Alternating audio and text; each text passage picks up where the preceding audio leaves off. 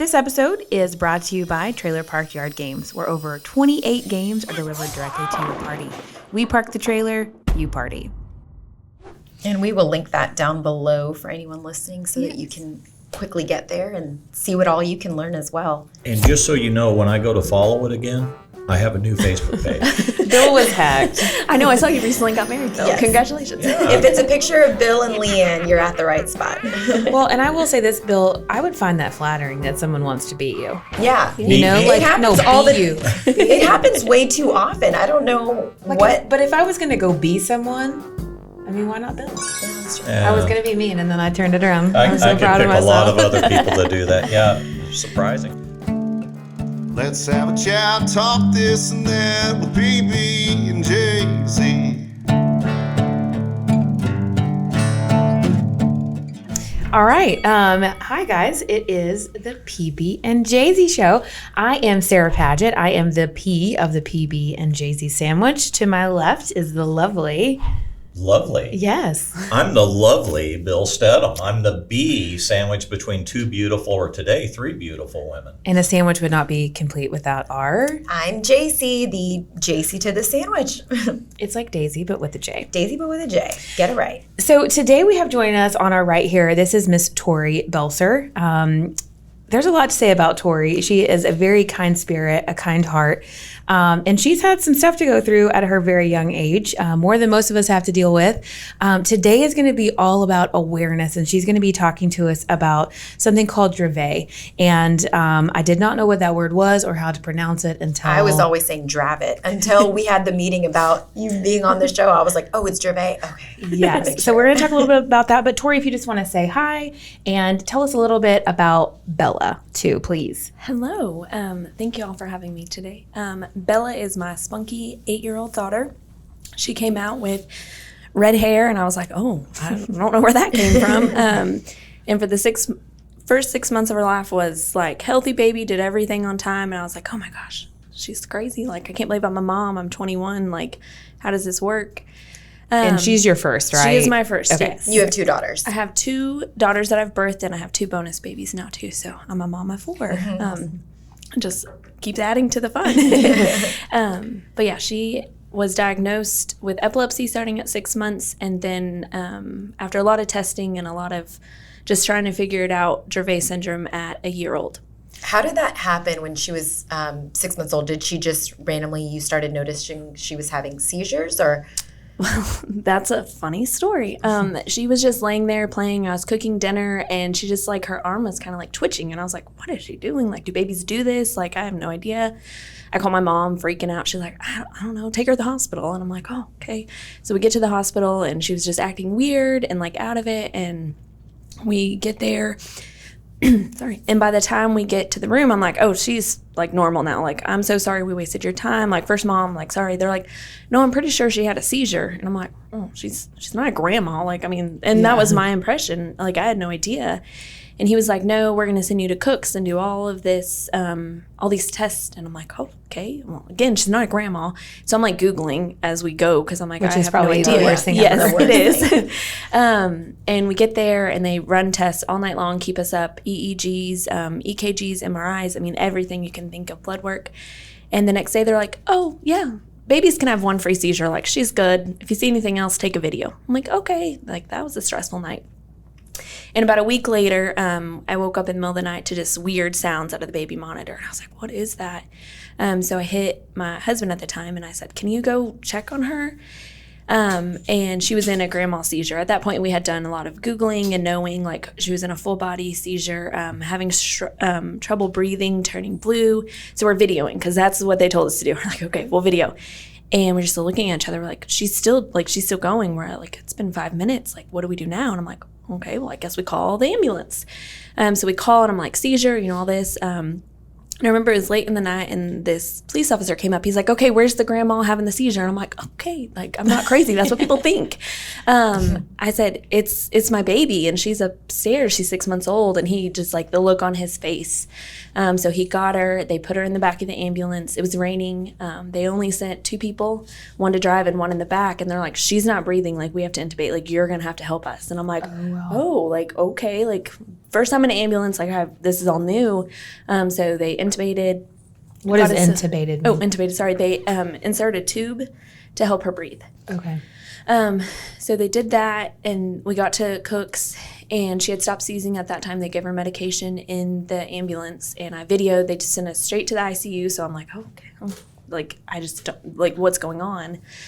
So we get up there. I videoed. I did everything. I showed them, and they hooked up all the tests again because they're like, oh, okay, now it's not the one free. Like, what's going on? So I showed them the video, and they're like, oh, yeah, this is a seizure. Like, she's not doing it anymore. She has epilepsy. It's okay. A lot of people have epilepsy at age 2. They're going to outgrow it. They're going to have a normal life. We'll start this one medicine. It'll all be fine. And how old is she at this point? 6 months. She's still it was 6 only months. a week. Okay. A week later. Okay. So they give us this one medicine. They say, it's all going to be fine. Like, this is going to take care of it. It's going to control it. You're good. Like, I'm like, oh, okay. Okay, one more step. Right. Unfortunately, that wasn't obviously the case. They kept getting worse. We kept trying new medicines. That was in October of that year. In December of that year, they sent a lot of blood work off, a genetic test, because they couldn't quite figure it out. She started having different kind of seizures and just a lot of weird things. And so they sent that off. It took 3 months to come back. And I'll never forget, on New Year's Eve, she had another seizure, and I'm like lost for words, don't know what to do, like don't know anything. And I call the on-call neurologist, and I said, hey, this is happening, just telling him all these things. And he's like, I just, like, nonchalantly, like, I just wonder if she has Dravet Syndrome. Yeah, just... Is that the first time you'd heard that word? It's the first time I've heard that word. And again, I Google everything. And I spent hours crying just from what I found, because it was scary. And it is scary now being in it. It's a different scary, but... and then about March 13th that year, the testing came back, everything came back, and they diagnosed her at that point. At that point, she was a little over 1 year old, and she had been on 3 different medicines, and nothing was controlling it at that point. So at this point, you're about 22 years old? Almost, yeah. Almost. 22nd birthday, and then we got the diagnosis a week later. How do you handle that? I don't know that I could handle it where I'm at. I look back and I'm not sure how I've made it. I guess you this weren't far. given a choice. No, really. and You that's have to a lot of people say, like, how do you? And I don't. You just, each day it's what can I do to make her life the best I can, and that's a big struggle I have. Make it the best I can, but keep her alive. Well, and so I'm wearing this, from what I remember, and I think Tori confirmed, this was the first Bella shirt that we had, and you had done, it was all about awareness, and I'm so glad you did that, because like you, I'd never heard that word, and now all of a sudden the sweet baby that you brought into her life has this, and I knew nothing. Same thing, like I kind of Googled because I didn't know. And so you guys are really good about doing a lot of events to kind of get the awareness out. But tell us a little bit about what Dravet is, because you said the word epilepsy, but this is a certain type, right? Yes, so it is It's very rare too, right? It is very rare, and I looked up the statistics again yesterday. When she was diagnosed, it was 1 in 30,000 kids tested had Dravet syndrome or had the gene that they diagnosed Dravet. Dravet is a 2-part diagnosis. You have to have the SC1A gene, and then you have to, your seizures kind of start about 6 months. They're intractable. No medicines really, really work. There's a list. And so Dravet is intractable epilepsy, and I'm probably not saying intractable right now that I've said it 3 times.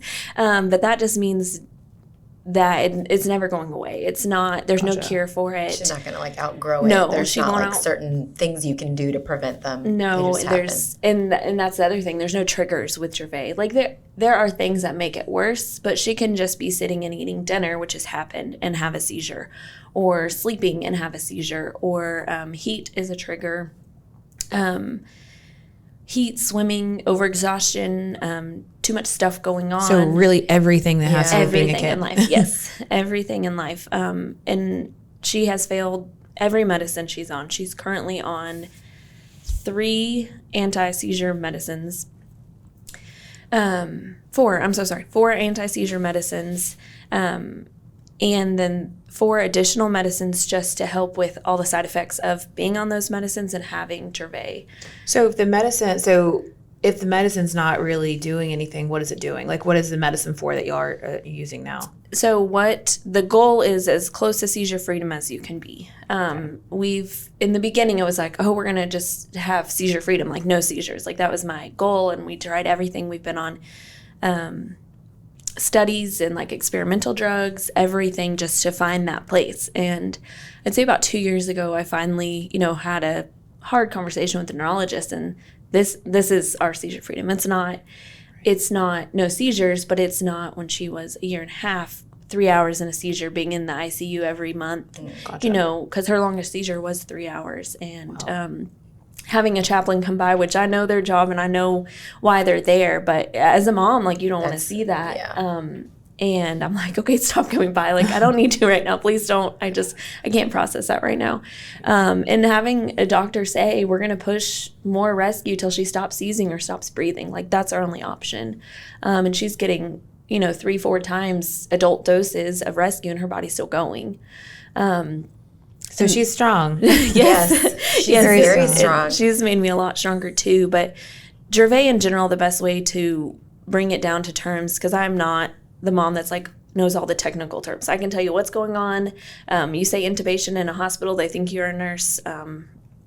So Dravet is a sodium channel deficiency. And I'm like, oh, so I just give her more salt? Like, that's my brain. Yeah. And they're like, Yeah. no. So her brain does not make enough sodium channels. And of course I was like, okay, so like if you're talking to someone who didn't even know what a seizure was 6 months ago, can you like tell me what that is? And they said, when an ion and a gene are made in your brain, it's like a sentence. So like the car is red. So that's how they're formatted, I guess. With Dravet, with Dravet in general, half are either a deletion, which is like the car is, and then it stops. So it doesn't fully make 50% of them. Or it can just be confused, like the red is car, like a confusion to Gotcha. it. Hers is a deletion, which is a more severe part of Dravet syndrome. And so hers just says the car is and stops.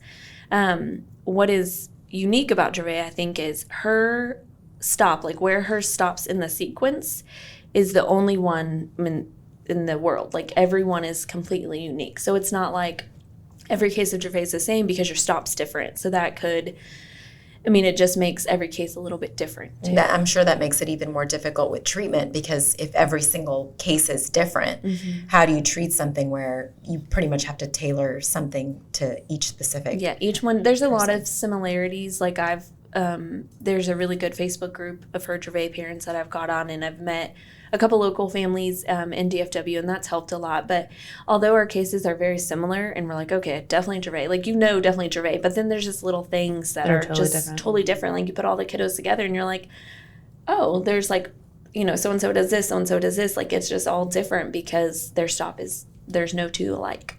What does Bella's day-to-day look like now that it's been pretty much 8 years of you guys dealing with this? What is her normal now? She does go to school. She's a 3rd grader at Martha Reed here in Mansfield. And I could not, when I put her in school, I was scared. She was in a private in-home daycare before, and like she would text me every 2 minutes if I needed, like I knew like she was taken care of. So going into the public school system was scary for me. But in the very beginning, when all this was happening, I vowed to myself that she would have the most normal life I could give her. I was not going to not let her do things because I was scared, and I'm scared a lot. But I wasn't going to do that. I wanted her, because I'm not promised. I know none of us are promised, but unfortunately with her diagnosis, the mortality rate is unfortunately a lot higher. So I'm not promised, 20 years. I'm not promised. So every day, like giving her the most normal life, not spoiling her because, she is crazy and she could outlive me. And I don't want to be, having to do all these crazy things because I did it when she was younger. But so she goes to public schools. She did start off in the general education until last year, and we've her developmental delays, which is another part of Dravet, did catch up. So she is 8, but she is cognitively about 3. 2.5, 3. So you'll see her and she's got that smile and she's got everything. And then, you'll start noticing little things that she does. You're like, oh, okay, that's what 3-year-olds do. I will say, though, knowing Bella, she has the attitude of about a 15-year-old. Yes, so yes. not everything is stuck at 3. Yes, I was going to say, I think it's important to also say that she is more than just Dravet, for Yes, sure. for sure. If you She's talk to her, or sassy. if you see her, she will put her hand on her hip and She's very sassy and Yes. full of life. So you've started or been involved with a foundation. Tell us more about that and the things that you're doing to bring awareness to Dravet. Yeah, so Dravet Syndrome Foundation is a nationwide company, or charity, sorry. Nationwide charity. A few years ago, I did a fun run with them just to raise money. I've done lots of random things.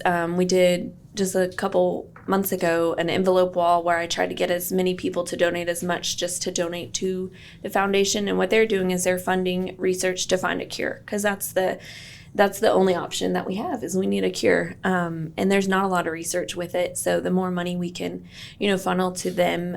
And I know their directors, I know all of them. They came down here for the run and helped me with it. We talk all the time. They're active on the Facebook page. It's not one of those foundations where you're like, who's in charge? Like, I've never talked to them. I can text them, call them. They do a lot of events all over the United States, but just finding the cure. So what's your support system look like? You've mentioned Facebook a few times. Yeah. And your family's from Kansas, right? Yes. So I have no. We won't hold that against you. yes. Promise. It's how I say crown. Like, got you here as soon as you could. Yeah, I did.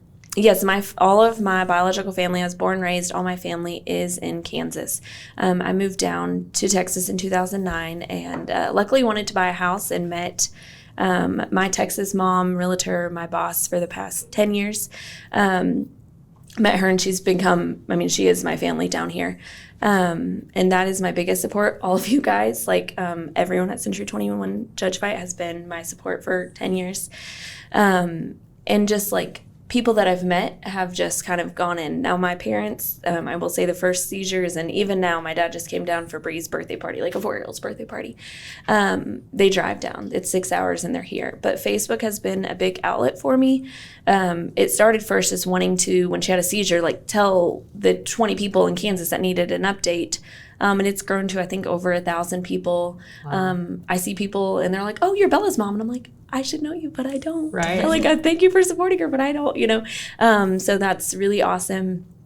And then this year, of course, crazy COVID and my year in the last 2 years, I married Brad, and he lives here, born and raised in Texas. So his family has, quickly become a huge support system for us as well. Well, and what I think is so awesome is that you have this moment where you feel completely alone in the world and no one understands me and or what's going on with our life. And then all of a sudden you've found your people. You've found, other moms that are dealing with the same thing. And when you hear this word for the first time you've never heard, and then all of a sudden you have this community. And I think that's one of the blessings of social media and some of those outlets. I know they can be damaging and bad too, but I think it's so beautiful to be able to connect with people like that. And now all of a sudden you have that support where somebody does, every situation is different, but somebody at least kind of knows what you're going through. Yeah, and Facebook, just talking about that, I had probably 2 years ago, someone had messaged me and said, hey, I had a friend post on Facebook what her daughter was going through, and I really think it's Dravet just based on your post. Like, will you reach out? And I did, and there was lots of conversations, and her daughter does have Dravet and got diagnosed. She's here in DFW, but just my Facebook post, and like I cried a lot that day because I was like, the doctors probably would have got there, like I understand, but just giving that mom like, hey, my daughter has Dravet too, like let's talk, let's go through this, having that support, because in the beginning I didn't. Like, it took me a couple months to find my people and find someone that knew what I was talking about, and to be able to give that, like, prior to diagnosis of, if this is it, like, I'm here, we're here, like, here's the support groups, being able to be that person, it was really awesome. And it's happened a few times, but that was, one that I was like, that's crazy. And now we still talk, and Bella was in the hospital a couple weeks ago, and that little girl came to that same hospital for seizures. Unfortunately, it was a bad time to meet at a hospital, which happens more than you think. But just knowing that full circle was kind of cool. Yeah, developing that community means a lot, I'm sure. Just even if they can't do anything, just to have somebody be like, hey, I see you and I know exactly what you're going through, and probably has given you some resources, because I know you kind of mentioned that Bella's going to public school. And so with a child with some special needs, what have you done to kind of change the school that she's at, to raise awareness with them, to get support for her? It was a lot of fighting, and nothing against the school. It's just new. It's new to them, I'm sure, too. It is. Like, Bella has a one-on-one nurse that is with her all day long, so she's never alone. She has moved to the FOWLS program, which helps her be the best her, but not so much like what's 1 + 1, like, because maybe she knows some days, maybe she doesn't, but is helping her just be a better person in the world, which is all I ever want for her. A lot of ARDs and meetings and education, and please go follow her Facebook page. Every new school year when there's a new teacher, I'm like, please just go look there. Like, that's going to give you the best information. I can talk all day long, but seeing her life in real life, because I post 99.9% of our life, and I'm very open on there. Well, and that being said, what is the Facebook page, so we get the listeners, if they want to? Of course, it is. It's a Facebook group. I did have to make it private. There's a lot of weird people on Facebook, but it is just Bella Strong. And that's Bella Strong, right? Yes. And we will link that down below for anyone listening, so that you can quickly get there and see what all you can learn as well. And just so you know, when I go to follow it again, I have a new Facebook page. Bill was hacked. I know. I saw you recently got married, Bill. Yes. Congratulations. Yeah. If it's a picture of Bill and Leanne, you're at the right spot. Well, and I will say this, Bill, I would find that flattering that someone wants to beat you. Yeah. You know, It like, happens no, all beat the- you. It happens way too often. I don't know what. But if I was going to go be someone, I mean, why not Bill? Yeah, that's true. I was going to be mean, and then I turned it around. I was so I can proud pick of a myself. lot of other people that do that. Yeah, it's surprising. So what can we do to help raise money, raise awareness? What can we do? Raise awareness is just, wearing our shirts, getting the word out, sharing posts when I make them. Recording a podcast. Recording a podcast. And the money, at any time, everyone can go to Dravet Syndrome Foundation.org and make a donation. I know a lot of people, my parents just make a monthly donation. It's not a lot, but it's at least going in. And then at least 2 times a year, I try to do something big for them, whether it's having a fun run or doing, online fundraising with them. Does anything to kind of get more support and awareness, because the more people know about it, you may tell someone that's like, oh, I have $1 million and I didn't know what to do with, and I'll give it to them. They still, not Bill, but Ann has a lot of money.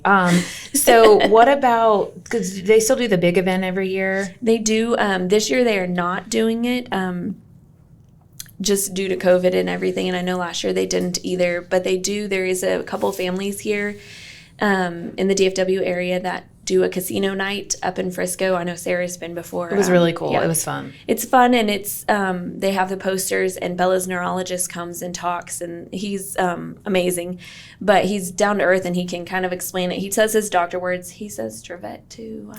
Told him it's not how you say it. Those doctors, I don't know what they're talking about. But he, and kind of breaks it down and lets people know. So I don't think we're having it this year, but that next year, hopefully that'll be back up and, raise a lot of money, and we keep our costs super low. So at the end of the night, The most profit goes in. Well, we have a little segment that's going to completely change what we're talking about. Yes. But it is about Little less Tori. serious. Yeah. Yes. Tales from the lockbox. I remember a I'm time. already laughing. I know what this one is. I remember a time not too long ago. We were in the office, and there was a bunch of us sitting here. It was kind of in the fall period of time. Someone had brought in a basket of apples for the agent, so they must have thought we It was needed Halloween time. It was around this time. around this time, and a bunch of caramels. And one of the things that I enjoy that I don't get often enough is caramel apples. So I'm sitting out there talking to a whole bunch of people, and I'm facing the street. And Tori said, "I'd love to make you a caramel apple." So here Sweetest goes. intentions. Yeah, That's so sweet. it was absolutely awesome. She goes and she gets a coffee cup, and she has Bill's a recipe. playing Candy Crush while he's doing that. Yeah, Sorry. so she has a recipe on how to make caramel apples in a microwave. And there's a whole bunch of instructions. Here's Tori, caramel apple. And so she takes the caramels and she puts them in a coffee cup. she noticed on the timer it said due for like 2 minutes.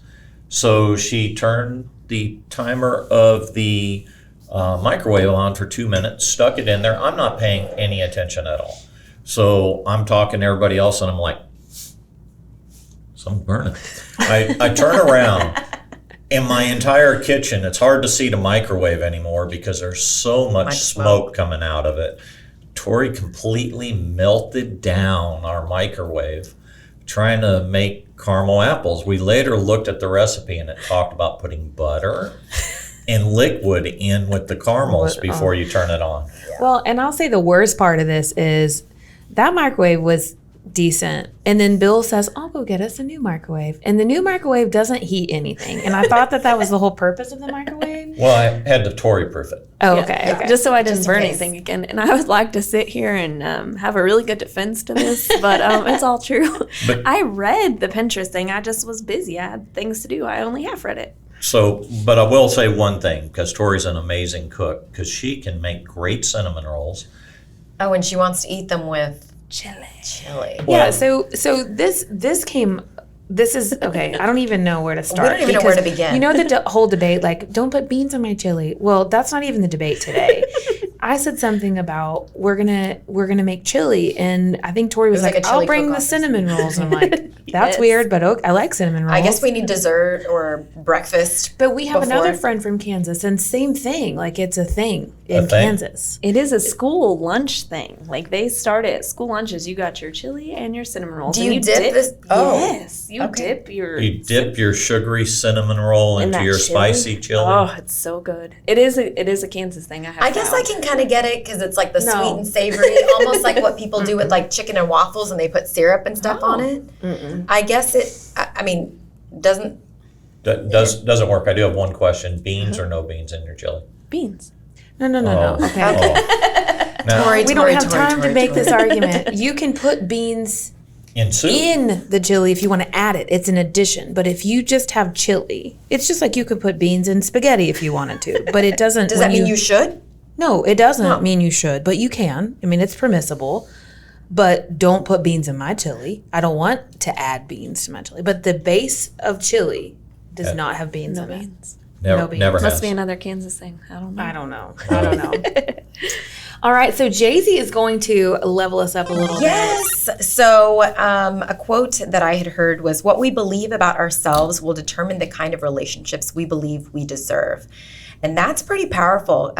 With every relationship that you have, there is a giving of yourself. You're giving your heart, your spirit, your mind, your time, your body, your emotions.